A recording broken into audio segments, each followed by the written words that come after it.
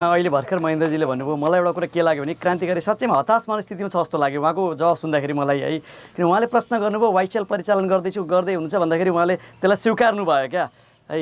मलाई यो कुराले दुःख लागेको छ, हताश मनस्थितिमा राजनीति हुँदैन है। विद्यार्थी परिचालन गर्ने वाइसिएल ल्याएर क्याम्पसमा परिचालन गर्ने होइन। पछि उहाँले सच्याउनु भयो कि यसलाई गर्छौँ हामी, वाइसिएल छिर्दैन भनेर सुरुमा स्वीकार्नु भयो। र अर्को कुरा उहाँले के भन्नु भने लाठीमुङ्राको जवाफ हामी लाठीमुङ्राले दिन्छौँ त्यो होइन।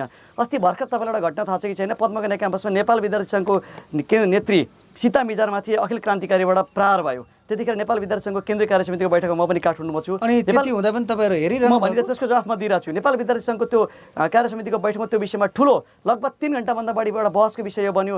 त्यहाँ विभिन्न केन्द्रीय सदस्य लगायतले ढुङ्गाको इँटाको जवाफ ढुङ्गाले प्रहार गरौँ भन्दाखेरि हाम्रो केन्द्रीय कार्य समितिले के निर्णय गर्यो भन्दा होइन, संयम त अपनाउने हो है। क्याम्पसलाई एउटा रण के भन्छ रणभूमि बनाउने होइन भनेर त्यसलाई हाम्रो नेविसङ्घ केन्द्र अध्यक्ष नयन सिंह महरले अनि राष्ट्रिय क्रान्तिकारीका केन्द्र अध्यक्षसँग एउटा कुरा गरेर पार्टी सभापति शेरबहादुर देउवाले उता प्रचण्डसँग कुरा गरेर एउटा सेफ ल्यान्डिङमा लग्यो। त्यतिखेर नेविसङ्घ पनि आक्रोशमा आएको थिएन। आज पद्मकन्या क्याम्पस रणभूमिमा परिवर्तन हुन्थ्यो। म अनुरोध गर्न चाहन्छु इँटाको जवाफ के अरे ढुङ्गाको जवाफ इँटाको जवाफ ढुङ्गाबाट दिनुभन्दा पनि हामीले संयम त अपनाएर कसैले त्यस्तो गर्छ भने पनि त्यसलाई प्रतिकार गर्ने होइन। क्याम्पसलाई हामी रणभूमि नबनाऊ, विद्यार्थीको राजनीति गर्न थलो, विद्यार्थीको शैक्षिक थलोको रूपमा विकास गरेर लैजाऊ भन्ने मेरो अनुरोध हो। धन्यवाद तपाईँलाई।